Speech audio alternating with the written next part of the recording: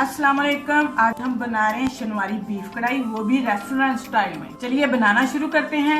सबसे पहले 50 ग्राम घी डालेंगे, अदरक लहसुन का पेस्ट डालेंगे 1 टेबलस्पून।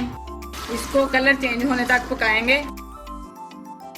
अदरक लहसुन का कलर चेंज हो चुका है, इसमें डालेंगे बीफ हमने लिया है आधा किलो। इसको पहले बॉईल किया हुआ है। अगर आप कच्चा डालना चाहते हैं तो कच्चा डाल सकते हैं, लेकिन उसको 1 घंटा आपको पकाना पड़ेगा पानी डालकर। स्टेप यही होंगे उसमें भी। इस तरह थोड़ा काम जल्दी हो जाता है, उस तरह बहुत लंबा प्रोसीजर हो जाता है। 1-1.5 घंटा इसको पकाना पड़ता है। बीफ जल्दी गलता नहीं है। अब इसमें शामिल करेंगे टमाटर 3 अदद बारीक कटे हुए हैं, इनके छिलके उतार लिए हैं हमने। बकरा ईद करीब है, आप लोग भी इसको ज़रूर ट्राई करें। ये बहुत मज़े की कढ़ाई बनती है। जितने छोटे पीस करेंगे जल्दी गल जाएंगे और मज़ेदार भी बनेंगे। सब पीसों के अंदर मसाला भी जाएगा।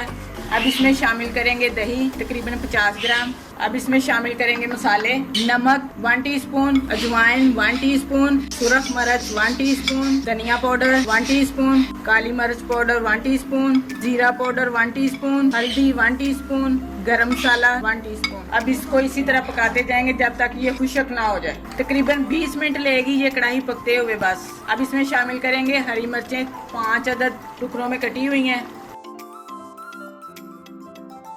कढ़ाई को पकते हुए तकरीबन 10 मिनट हो चुके हैं। पानी काफ़ी खुश्क हो चुका है। अब हम इस जितने टमाटर हैं इनको मैश कर लेंगे। बीच में कोई टमाटर नज़र नहीं आना चाहिए। आधा किलो के हिसाब से हमने 1 टीस्पून के हिसाब से तमाम मसाले डाले हैं। आप इस क्वांटिटी को ज़्यादा कर सकते हैं, ज़्यादा गोश्त की मिकदार में। अगर आप कच्चा डालेंगे तो इसी तरह मसाले में उसे भूनकर, अगर आधा किलो या 3 पाव है तो 3 गिलास पानी डालकर उसको 1 घंटा तक पकाएंगे। हमारा पानी तकरीबन खुश्क हो चुका है। अब सिर्फ हम इसको भून रहे हैं।